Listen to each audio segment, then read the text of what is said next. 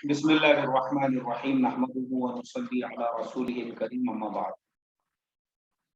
ہمارا جو لاسٹ سبق تھا سیٹرڈے کو ہم نے پڑھایا تھا، سیٹرڈے سے لے کے ابھی تک یعنی ہمارا سبق نہیں ہوا ہے۔ سنڈے کو ہماری چھٹی تھی، اس کے بعد میں منڈے اور ٹیوزڈے جو ہے میں سفر پہ تھا، آج وینسڈے ہے، تو سمجھو 4 دنوں کے گیپ کے بعد میں ہمارا سبق ہو رہا۔ 4 دنوں پہلے ہم نے آپ کو یہ بتلایا تھا کہ نکاح کب واجب ہو جاتا ہے، کب فرض ہو جاتا ہے، اور اس میں ہم نے آپ کو یہ بتایا تھا کہ نکاح واجب کب ہوتا ہے، جب آپ کے اندر ایک خواہش ہے کہ بھائی میری بھی ایک وائف ہونا چاہیے، میری بھی ایک فیملی ہونا چاہیے، یہ خواہش ہے آپ کے اندر، اور ساتھ میں آپ کا جو روزانہ کا جو ارننگ ہے، آپ کی جو روزانہ کی کمائی وغیرہ ہے، ماشاءاللہ آپ کی ارننگ اتنی ہو جاتی ہے روزانہ جس سے آپ اپنے بیوی کو پال سکتے ہیں، گھر کے خرچے پورے کر سکتے ہیں، گھر کی ضروریات کو پورا کر سکتے ہیں، اتنی ارننگ آپ کی آلریڈی ہو رہی ہے۔ تو ایسی صورت میں آپ کے لیے نکاح کرنا واجب ہے، نہیں کریں گے تو گنہگار ہوں گے، اور اس میں ہم نے بہت سارے اگزامپلز بھی آپ کو دیے تھے۔ دوسری چیز، اب نکاح فرض کب ہوتا ہے؟ تو نکاح فرض جو ہے، فرض اور واجب کے بیچ میں ایک باریک بال جیسا فرق ہے کہ جب نکاح آپ پہ واجب ہوا تھا اس وقت میں آپ کو صرف بیوی کی ضرورت تھی کہ بھائی بیوی بھی ہونا چاہیے، فیملی بھی ہونا چاہیے، تاکہ میں اپنے بیوی سے پیار کروں، محبت کروں۔ لیکن اب آپ کا جو سیکشول ڈیزائر ہے وہ اتنا زیادہ بڑھ گیا ہوا ہے کہ آپ کو بیوی کی اشد ضرورت محسوس ہو رہی ہے، کہ اگر میل ہے تو وہ یہ سوچ رہا ہے کہ مجھے جو ہے وائف کی سخت ضرورت ہے، اگر وہ نہیں ملے گی تو اس کو ڈر ہے اس بات کا کہیں وہ زنا کاری میں، حرام کاری میں مبتلا نہ ہو جائے یا مسٹربیشن وغیرہ کرنے نہ لگ جائے۔ اور ایسے ہی فیمیل ہے، اس کو بھی اپنے عصمت کا، عزت کا ڈر ہے کہ کہیں ایسا نہ ہو جائے کہ شادی میں، نکاح میں دیری ہونے سے وہ کسی گناہ کے کام میں مبتلا نہ ہو جائے۔ تو اگر اس کو بھی اس طریقے سے کوئی ڈر ہے تو اس نے بھی فوراً نکاح کر لینا، اب یہ فرض ہے دونوں کے بھی اوپر۔ اس کنڈیشن میں، اس سچویشن میں اگر وہ دونوں نکاح نہیں کریں گے تو گنہگار ہوں گے۔ یہ ہو گیا نکاح فرض کب ہوتا ہے، واجب کب ہوتا ہے۔ لیکن شریعت میں کچھ کنڈیشنز ایسی بھی ہے جن کے اندر نکاح کرنے سے منع کیا گیا ہے، روکا گیا ہے، اور یہ کہا گیا ہے کہ ایسی حالت میں اور ویسی کنڈیشن میں آپ کے لیے نکاح کرنا بالکل منع ہے، یعنی آپ نے بالکل بھی نکاح نہیں کرنا چاہیے اس سچویشن میں۔ اچھا، وہ سچویشن کیا ہے، وہ کنڈیشن کیا ہے، اب ہم آپ کو کتاب میں سے پہلے پڑھ کر بتاتے ہیں، اس کے بعد پھر ہم آپ کو ڈیٹیلز میں جو ہے یہ سبق بتائیں گے انشاءاللہ۔ جی، تو سب سے پہلی چیز، ممنوع صورت۔ ممنوع صورت، ممنوع مطلب وہ صورت کون سی ہے جس میں نکاح کرنا آپ کے لیے منع ہے۔ البتہ اگر اندیشہ ہے، اندیشہ بولتے ڈر کو، اندیشہ ہے کہ بیوی کا حق ادا نہیں کر سکے گا، خواہ حق نفس ہو یا خواہ حق مال ہو، تو ایسے شخص کے لیے نکاح کر لینا یقیناً ممنوع۔ واپس سے ہم کتاب میں سے پڑھتے ہیں، البتہ اگر اندیشہ ہے کہ بیوی کے حق ادا نہ کر سکے گا، چاہے حق نفس ہو چاہے حق مال ہو، تو ایسے آدمی کے لیے نکاح کر لینا یقیناً ممنوع ہے۔ ممنوع مطلب ایسے آدمی کے لیے نکاح کر لینا جو ہے وہ شرعی اعتبار سے منع ہے۔ چلیے اب ہم جو ہے اس کو تھوڑا سا آپ کو کلیئر کر کے بتاتے ہیں تاکہ تمام لوگوں کو جو ہے یہ مسئلہ اچھی طرح سے سمجھ میں آئے، کیونکہ اس میں بہت سارے جو ورڈس ہے اور بہت سارے جو جملے ہیں وہ فارسی میں ہیں، اور فارسی عموماً ہمارے یہاں پہ لوگوں کو سمجھ میں نہیں آتی ہے، جیسے اندیشہ، اندیشہ کہتے ہیں ڈر کو، اور اسی طرح سے حق مال ہے، خواہ حق مال ہو یا حق نفس ہو۔ تو حق مال کیا چیز ہے، حق نفس کیا چیز ہے، یہ دونوں چیزیں بھی جو ہے ہمارے سارے اسٹوڈنٹس کو پتہ ہونا چاہیے۔ تو انشاءاللہ ہم ہمارے سارے اسٹوڈنٹس کو ابھی یہ دونوں جو کنسپٹ ہے وہ پوری طرح سے کلیئر کر کے بتاتے ہیں۔ اگر آپ کو اس بات کا ڈر ہے حق نفس یا حق مال، حق مال کیا ہے؟ حق مال یہ ہے کہ شادی تو آپ نے کر لی ہے جوش جوش میں، اب بیوی کی ضروریات پوری کرنا ہو نہیں رہی ہے، گھر چلانا نہیں ہو رہا ہے، اب پریشان حال ہے۔ اب پریشان حالی میں جو ہے کبھی سسرال والوں پہ برڈن ڈال رہے ہیں کہ مجھے دکان ڈال کے دے دو، کبھی مجھے کاروبار سے لگا کے دے دو۔ اب ماں باپ نے بھی کاروبار سے لگائے، سسرال والوں نے بھی لگائے، اس کو اچھا ہیلپ کی ہے، جاب سے لگائے، لیکن یہ سست اور کاہل آدمی ہے، یہ کر ہی نہیں سکتا ہے۔ اگر ماں باپ کو ایسا معلوم ہے کہ اپنا بیٹا ایسا ہے تو انہوں نے اس کا نکاح نہیں کر کے دینا چاہیے۔ ایسے ہی لڑکی والے بھی جو ہے جو دیکھ رہے ہیں اپنی آنکھوں سے کہ لڑکا ایسا ہے جو اپنے ماں باپ کی جان پہ ٹکڑے توڑ رہا ہے، ماں باپ کی جان پہ کھا رہا ہے، ماں باپ کی جان پہ پل رہا ہے۔ جیسے بہت سارے گاؤں میں دیہاتوں میں ہوتا ہے، جو بڑے بڑے زمیندار لوگ ہوتے ہیں ان کے بیٹے کچھ کام دھندے نہیں کرتے، باپ ان کا اگر لیڈر ہے، باپ ان کا اگر بڑھاری ہے، باپ اگر ان کا کسی لائن کے اندر لگا ہوا ہے، تو ان کی اولادیں کیا کرتی ہے؟ ان کی اولادیں کوئی کام نہیں کرتی ہے، یہ لوگ ان کی اولادیں کوئی کام نہیں کرتی ہے، کوئی دھندا نہیں کرتی ہے، بلکہ یہ لوگ ان کی اولادیں جو ہے کچھ کام نہیں کرتی ہے، کوئی دھندا نہیں کرتی ہے، بلکہ وہ جو اولادیں ہیں ان کی وہ باپ کی جان پر جو ہے پلتی ہے، باپ کی جان پر ہی ان کی زندگی گزرتی ہے، باپ کی جان پہ ہی ان کی ساری چیزیں ہوتی ہیں۔ تو بالکل نہیں دینا چاہیے۔ میں نے ایسے دیکھا ہوں لوگوں کو، بہت سارے لوگوں نے باپ کو دیکھ کر جو ہے اپنے بیٹی کا رشتہ ایسے لڑکوں سے کی ہے جن لڑکوں کے باپوں کے پاس میں بڑی بڑی زمینیں تھی، یا وہ لیڈر تھے، یا وہ اور اچھے گھرانے کی لڑکی، وہ ایسے لڑکوں کے ہاتھ میں دی اور لڑکے نے دیکھا کہ بھائی میری وائف جو ہے وہ خود کمانے والی ہے، یا وہ خود اچھے گھرانے کی ہے، یا اس کے ماں باپ جو ہے وہ یہ کر رہے ہیں، ساری چیزیں کر رہے ہیں، تو پھر ویسے لڑکے نے کیا کیا؟ اس نے جو ہے وہ اپنے کمانا چھوڑ دیا۔ اب کمانا چھوڑنے کے بعد میں ان کے حصے میں جو ماں باپ کی طرف سے زمین آئی تھی، جائیداد آئی تھی، زمینیں بیچ دی ہے، جائیداد بیچ دی، اب اسی پہ گھر چل رہا ہے، کیونکہ کمانے کی عادت ہی نہیں تھی، دھندا کرنے کی، بزنس کرنے کی، کہیں پہ مزدوری، یہ سکھایا نہیں تھا کسی نے۔ اور جب کسی نے یہ نہیں سکھایا تو اس کے بعد میں نوبت کیا پہنچی؟ اس کے بعد میں نوبت ایسی پہنچی ایسے ہی لوگوں کی، ایسے لوگوں کی ہی کہ اوپر ایسے حالات آئے کہ پھر ان کی بیویاں جو ہے وہ لوگوں کے گھروں میں برتن دھونے پر، کام کرنے پہ مجبور ہو گئی، اور وہ جو ہے جن کے زمینوں کو دیکھ کر اور جائیداد کو دیکھ کر اور پراپرٹیز کو دیکھ کر لڑکیوں کے ماں باپ نے اپنی بیٹیاں ایسے لڑکوں کو دیے تھے، ان کی زندگیاں برباد ہو گئی۔ تو ایسا انسان جو حق مال ادا نہیں کر سکتا، کیونکہ بیوی اگر آپ کسی کی بہن بیٹی سے نکاح کر رہے ہو تو اس کا مطلب یہ نہیں ہے کہ نکاح خالی ایک ہی کام کے لیے ہوتا ہے، بلکہ نکاح میں اور بھی چیزیں ہیں۔ آپ اس کو لے کر آ رہے ہو اپنے گھر پہ تو اس کا کھانا ہے، اس کا پینا ہے، اس کے کپڑے ہے، اس کے ڈریسز ہے، اور پھر اس کا صابن ہے، اس کا شیمپو ہے، اس کے لیے ہیئر ڈرائر ہے، اس کے لیے جو ہے میک اپ کا پورا سامان ہے، اس کے لیے جو ہے سارا ہر مہینے کو اس کا موبائل کا ریچارج ہے، اس کے بعد میں اس کی جو ہے ضرورت کی ہر چیز ہے۔ تو یہ سب چیزیں جو ہے نا یہ واجب ہے آپ کے اوپر۔ نان ہے، اس کا رہنے کا جو گھر ہے، اس کا نفقہ ہے، اس کا سکنا ہے، یعنی اس کو اتنا خرچہ آپ نے دینا چاہیے جس سے اطمینان سے وہ گھر چلا سکے۔ یہ سارا حق ہے اس لڑکی کا، اس عورت کا جو آپ کے نکاح میں آپ کر کے لا رہے ہوں۔ خالی اس کا ایک ہی حق نہیں ہے کہ بس بولے میں بیوی کا خالی ایک ہی حق ادا کر رہا ہوں، تو ایسے سے بیوی کا حق ادا نہیں ہوتا ہے، بلکہ اس کے ہر ضرورت کا، اس کے بالوں کا تک آپ نے خیال رکھنا ضروری ہے کہ کون سا شیمپو اس کو پسند آتا ہے، اور کون سا جو ہے اس کو صابن اس کے پسند کی ہے۔ اب بیوی جو ہے وہ بول رہی ہے کہ اس کی جو فیوریٹ صابن ہے، اس کو جو ہے پیئرس، وہ صابن سے جو ہے اس کو وہ صابن چاہیے، اور آپ نے لائف بوائے 10 روپے کی لائف بوائے لا کے دے دیا اس کو، رگڑو اس کو مہینے بھر تک ½ کلو کی لائف بوائے صابن۔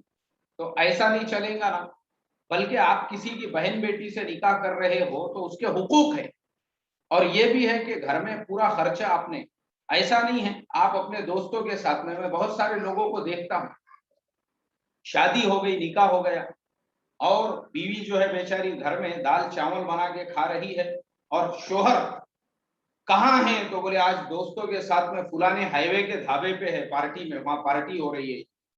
کل کہاں ہیں تو بولے فلانے شہر کے جو ہے ڈھابے کے اوپر کھانا کھانے کو گئے ہوئے ہیں. ایسے بھی لوگ ہیں.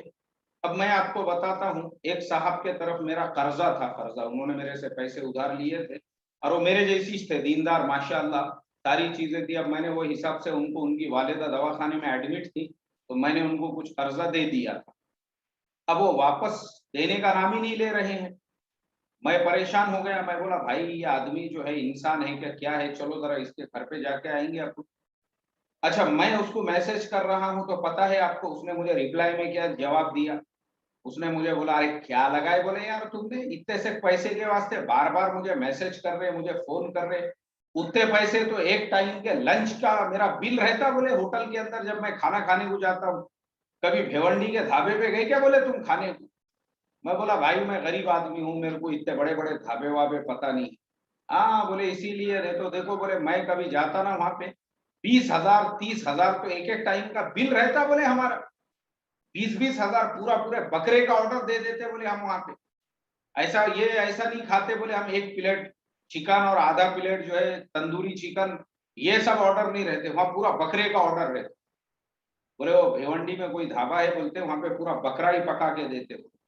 بولے پورا اکھا بکرا، بس ایسے 2 بکرے منگا لیتے بولے ہم، اور اس کا بل آتا کچھ 20,000 25,000 30,000. ایسا ہمارا ایک ایک ٹائم کا خرچہ ہے بولے. میں بولا یار زیادہ پھیکم بھاگ کر رہا تو، میں کل تیرے گھر پہ آ رہا ہوں، میں بولا وصولی کے لیے. اب میں گیا اس کے گھر پہ دوسرے دن، کیونکہ پیسے تھے میرے، مجھے بھی ضرورت تھی. اب اس کے گھر پہ جانے کے بعد میں نے دروازہ کھٹکھٹایا تو ان کی چھوٹی سی ایک بیٹی آئی باہر. اس نے دروازہ کھولی، ایسی منڈی باہر نکالی، کون ہے کون ہے؟ میں بولا السلام علیکم، ابا ہے کیا گھر میں؟ بولے نہیں ابا سفر پہ گئے ہوئے ہیں. پھر دوسری بیٹی آئی، پھر تیسرا بچہ آیا نیچے سے، پھر چوتھا آیا ایک دم ایسا اتنا ٹلا جو ہے ایک دم ایسی ناک بھیری اس کی یہاں تک، وہ بھی ایک دم سب کے اس میں سے آیا اور وہ سب دروازے کے باہر آ کے مجھے دیکھ رہے ایسا سب میری چہرے کو، میرے صورت کو دیکھ رہے. میں بولا کتنے دن سے نہیں ہے ابا گھر میں؟ بولے ابا کم سے کم 15 دن سے نہیں ہے گھر پہ، ابا سفر پہ گئے ہوئے ہیں. میں بولا کہاں گئے ہوئے ہیں سفر پہ، کچھ گاؤں وغیرہ پتا ہے؟ نہیں بولے ہم کو نہیں معلوم ہے گھر. تو میں بولا گھر کا خرچہ وہ چل رہا کیا برابر سے، کھانے پینے کو ہے گھر میں؟ ہاں بولے یہ کہ ہم کرانہ دکان سے جو ہے سامان وغیرہ لے کے آتے، بولے وہ ابا آنے کے بعد پیسے دیتے. میں بولا گوشت گیش کچھ لاتے کیا؟ نہیں گوشت ووش نہیں لاتے، بولے وہ ابا آنے کے بعد ہی لاتے. تو میں بولا 15 دن سے گوشت کھائے کیا؟ نہیں بولے وہ ابا آئیں گے نا تو اس کے بعد وہ لے کر آئیں گے. مجھے اتنا افسوس ہوا، میں نے بولا اے اللہ میں کائے کو آیا اس کے گھر پہ وصولی کر کے، الٹا مجھے افسوس ہوا یار. میں بولا میں آتا تو آتے کم سے کم میں نے 1 کلو بھر کے گوشت لے کے آنا چاہیے تھا. کہ بچے بیچارے پورے جو ہے میرے کو ایسا دیکھ رہے، وہ معصومیت سے سب میرے چہرے کو، کہ ان کو بھی ایسا لگا کہ میں آیا تو کچھ پھل فروٹ یا بچوں کے لیے کچھ چاکلیٹ لے کے آیا بول کے، ان کو معلوم ہی نہیں میں ادھاری وصول کرنے کو آیا ہوں بول کے. تو مجھے اتنا افسوس ہوا تو میں سوچنے لگا، واپسی میں جب میں وہاں سے نکلا تو میں سوچنے لگا، میں نے بولا اے اللہ یہ کیسے لوگ ہوتے ہوں گے، ان کو رتی برابر شرم نہیں آتی جو میسج کے اندر یہ لکھ رہے ہیں کہ ہم بھیونڈی کے ڈھابے میں کھانا کھاتے ہیں اور ہم فلانے ہائی وے پہ لنچ کرتے ہیں اور فلانے اس پہ جو ہے ہم بریک فاسٹ کرتے ہیں. یار خود کھا رہے بڑے بڑے بکرے کھا رہے اور گھر میں جورو بچوں کو جو ہے 15 دن سے گوشت نہیں معلوم ہے ان کو. تو یہ جو ہے نا شرم کی بات ہے، شرم کی بات ہے. تو اس کے لیے اگر آپ شادی کر رہے ہو، نکاح کر رہے ہو، فرض ہے یہ، ضروری ہے، یہ لازمی ہے کہ جو آپ کھا رہے ہو وہی اپنے بیوی بال بچوں کو کھلاؤ.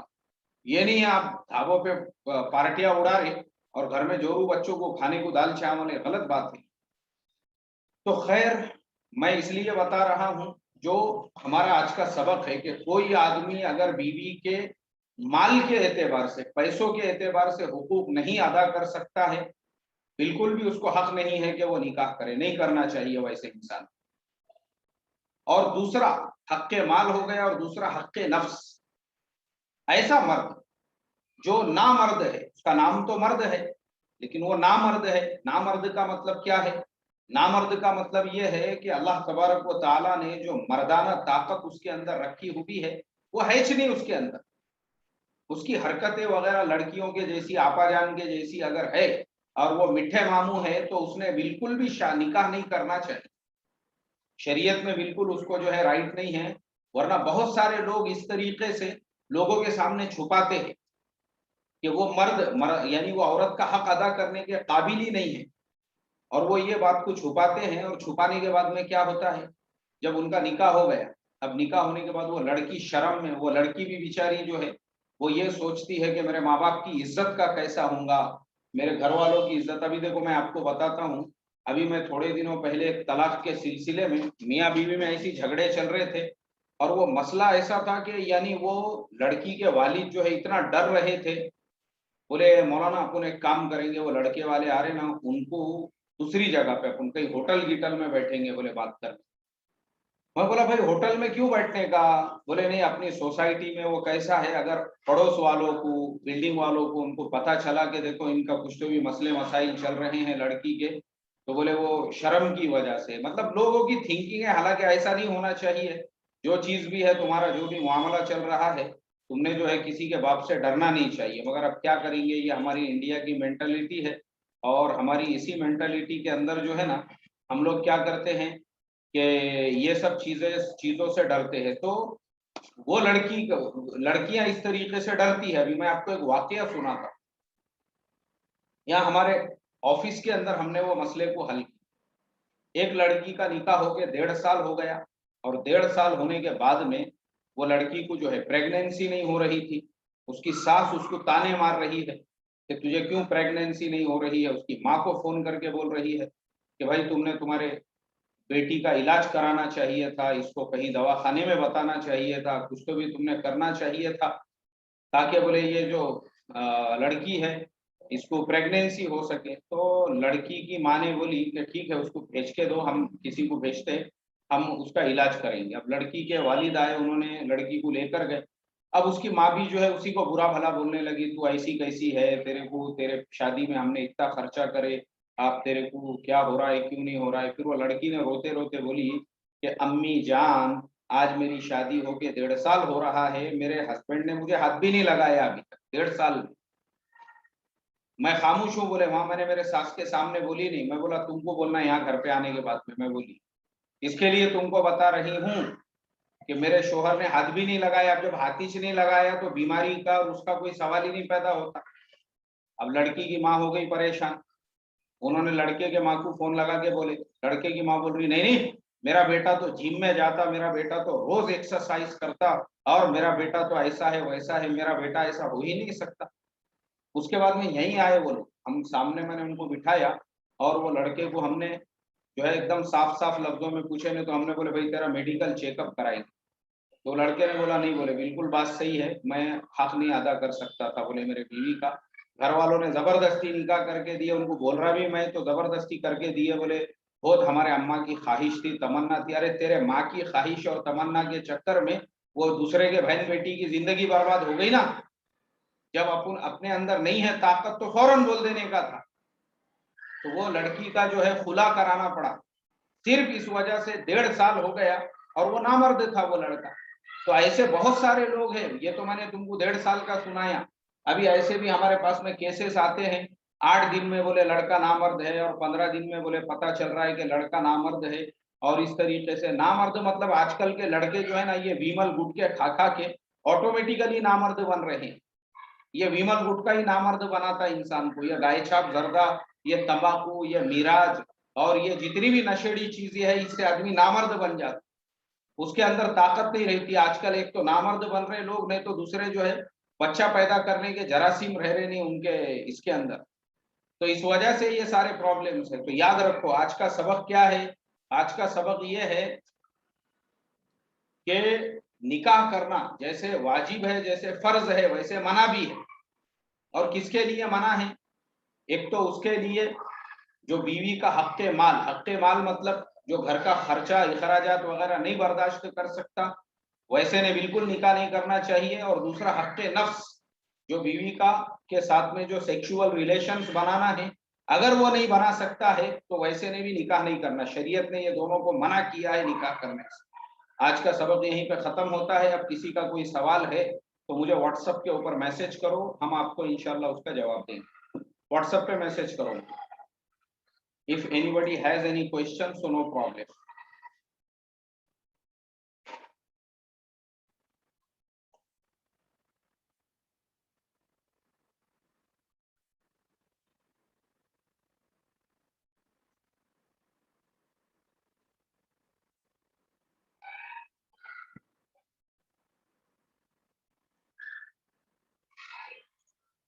चलिए हम वेट कर रहे हैं। अरशद भाई का मैसेज आया है, इनकी तरफ से सलाम है, पूरा सवाल नहीं है, सिर्फ सलाम है। ठीक है, वालेकुम अस्सलाम रहमतुल्लाह अरशद भाई। चलो, और किसी का कोई सवाल है भाई?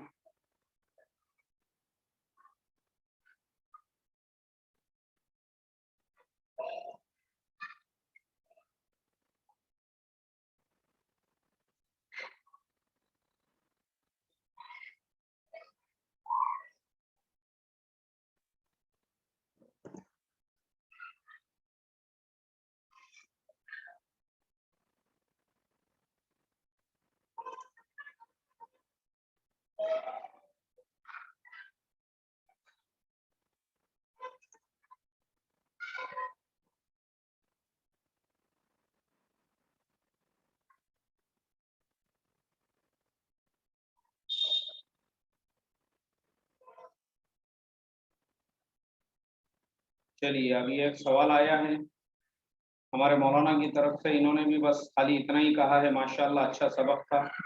और अरशद भाई का भी यही सबक है कि बहुत सारी गलत फहमियाँ आपने दूर कर दी है, बहुत अच्छा। चलो ठीक है, अब देखो कल का जो हमारा सबक रहेगा वो इन दोनों के बीच का रहेगा। इन दोनों के भी बीच का क्या है? इन दोनों के बीच का कि एक आदमी में वो तो चाहता है बीवी से जो है खूब मोहब्बत भी करना चाहता है, निकाह भी करना चाहता है, लेकिन फाइनेंशियली कमजोर है। तो अब ऐसा आदमी क्या करेगा?